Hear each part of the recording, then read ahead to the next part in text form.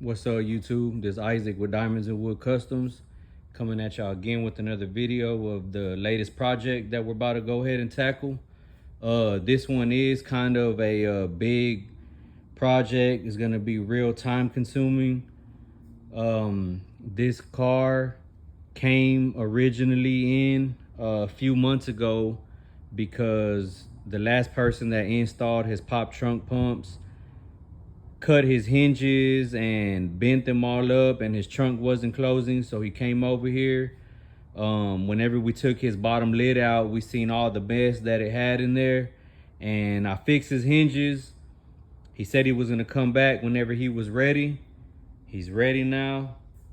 Man, this car has a lot of work that needs to be addressed. I'm gonna give y'all a walkthrough, let y'all see the car, let y'all see how it's done and everything that needs to be addressed on it.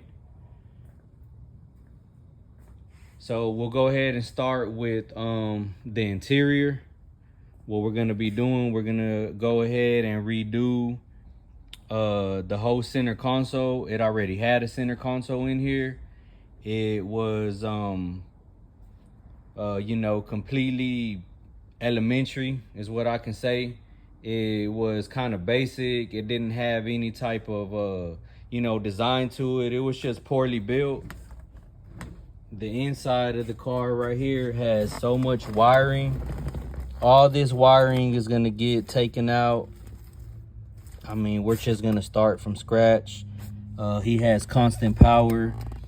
This is just a little cheap USB cigarette lighter that you can buy from your local auto parts store, and just tap it in there. And this isn't what I use. I actually put mine that go inside there, that go inside the console. It's not none of those.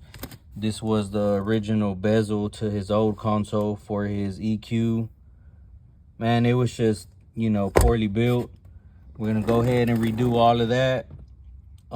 So we're gonna start with the wiring. We're gonna be replacing the carpet. These seats are from a newer model Cadillac, and they're not even installed right. The power don't work, so he can't recline the seats. We're gonna get them working.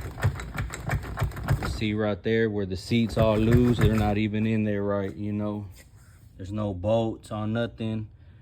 It's just that one holding it in right there, man. So it's done wrong. It's pretty terrible in here. I'm gonna go ahead and get the seats out, get the carpet out, strip all the wiring, put some sound deadener down, redo all the wiring, and start messing with the seats.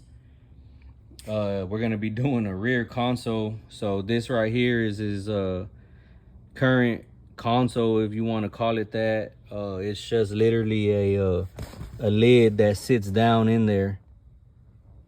You can see all that wiring in there, how it is also. So it's just a small little panel that is just holding in between the seats. So if you put any cup in here that's too heavy or something, this is just gonna fall all the way down. This back one's the same. It's just a little panel that's held in between the seats. He got painter's tape to hold it in. So this is just all wrong. It's not done right. It would have never lasted. He hasn't ever even pulled the car out since they did the rear console and the lights and the interior. Ever since he's got it back from them, he's never been able to ride. Everything went out, the lights went out, the speakers went out. The car actually caught on a small fire from the power wire. I'll show y'all that in just a minute, and y'all can see what I mean and why it would. So this is what we're going to be addressing on the inside. Like I said, we're going to do the carpet. We're going to be doing new console, getting the seats adjusted, doing the rear console, and just getting them done right. We're also going to be doing these bottom door panels. So on these door panels, you could have just fabricated onto the existing door panel, but he cut the whole bottom part of the panel off. So this door panel is actually missing the original part that went to the bottom. And he got wood screws holding on the bottom panel. He had his wood grain redone in the whole car, so this was all brand new whenever he got it back. And you know, he decided to put a wood screw through his brand new wood wood trim, man, to hold the panel on there. And man, that's just wrong. You know, I wouldn't even feel comfortable doing that and giving it back to anybody. So there's a lot of little small things, like I said, that we need to address. And this is just half. You know, the trunk is pretty bad. So I'll go ahead and pop the trunk, let y'all see what we're gonna do in the trunk. As I stated earlier, when this car first came to me the very first time, it had pop trunk and the pumps wouldn't close. It was sticking up right here because the hinges were messed up. And I mean, you can see the dent from it being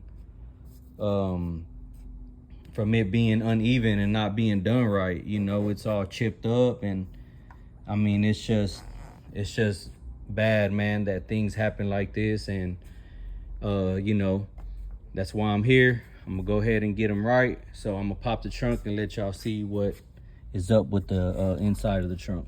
All right, so I got the trunk up. This is what we're working with right here. So whenever he first came and I started messing with the pop trunk pumps with the hinges, we had to take out the bottom lid. He had a top lid sign and he had a bottom lid in here. And you know, whenever we took off the bottom lid so I can address the pumps, we discovered all this wiring. We discovered the way the batteries were. He was told he had a custom sub box. It was a prefab box.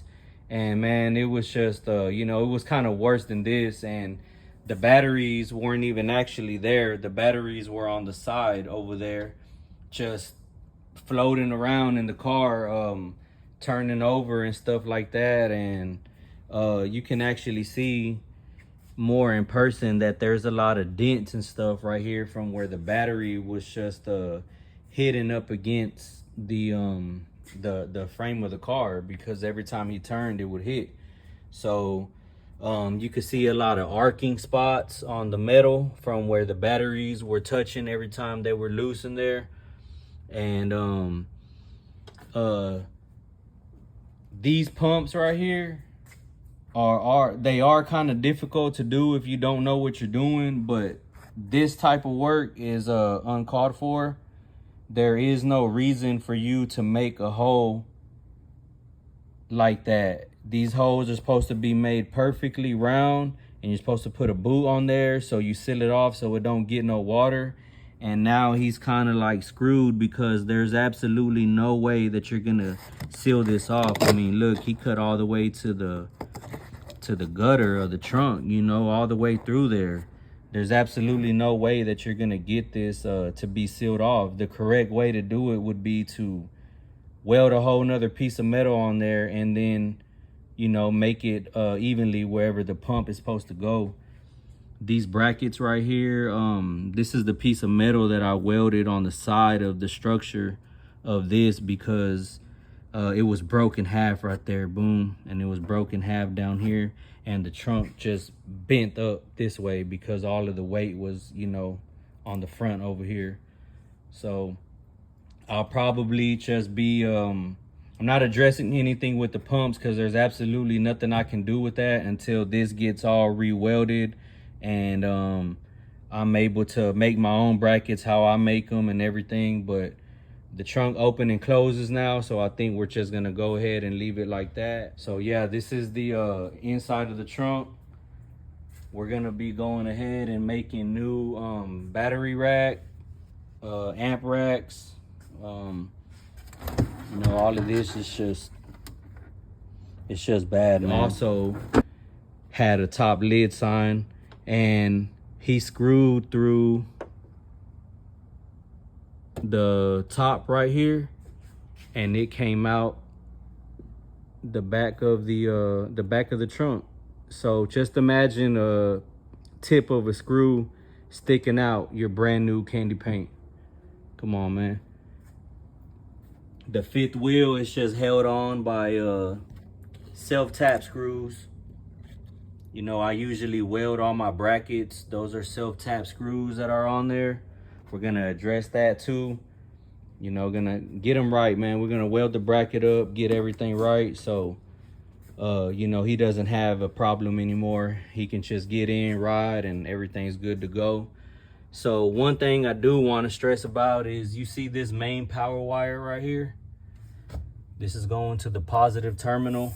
It's coming out right here. It's going in the fender wheel. It's crazy.